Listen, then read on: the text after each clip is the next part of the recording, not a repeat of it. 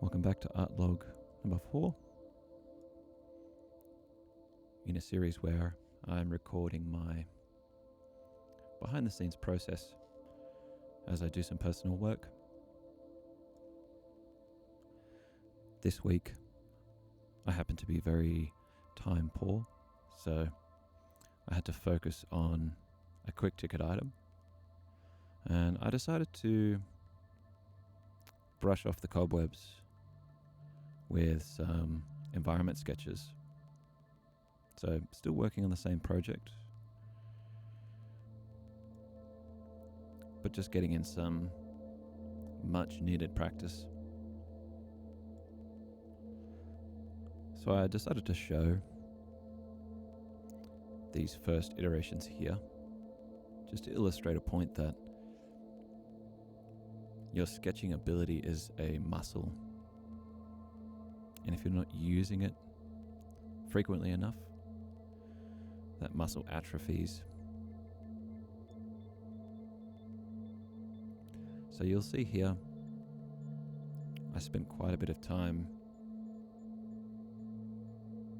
using the Blender scene file as a base. And my goal here was to do some paint overs and some environment and architecture exploration. I think it's important to show though,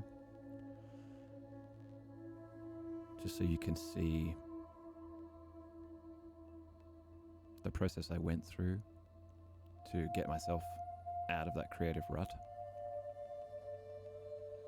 And one of the best ways to do that is enforce upon yourself some kind of limitation or some kind of process constraint that forces you to work in a slightly different way. I think part of the problem with my process in general,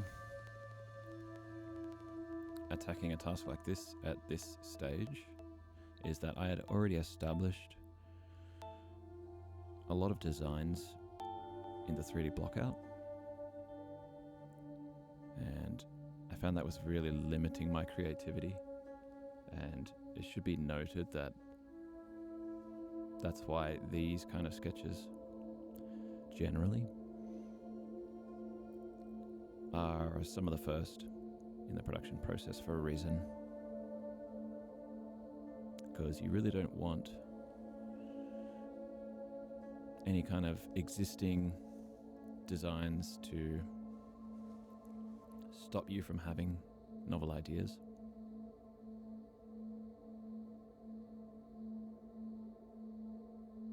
So I'm still trying to fix up what I'm seeing from these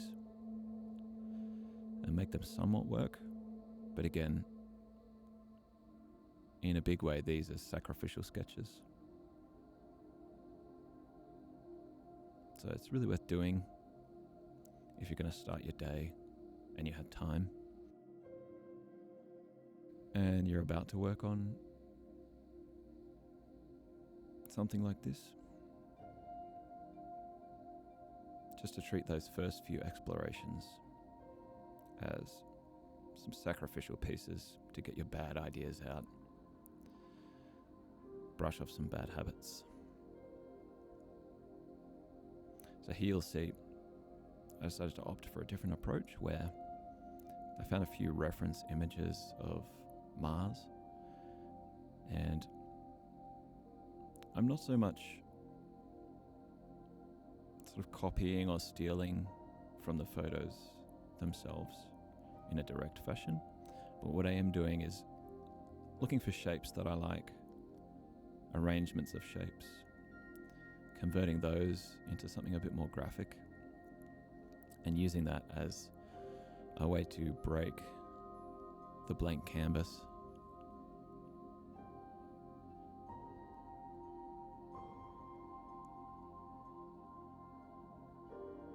This method that I'm using here, where I'm trying to reuse the same assets as much as I possibly can, is actually a really effective way create a sense of visual harmony in a painting. Because everything's using the same kinds of shapes. So it starts to have a consistent shape language. And once I've established that, I try and replicate it in other areas.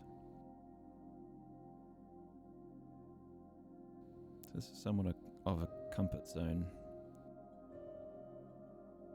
for me, and you can see just changing up my approach in terms of where I start from and what I'm constrained by at the very beginning has allowed me to loosen up, and I'm actually making better decisions.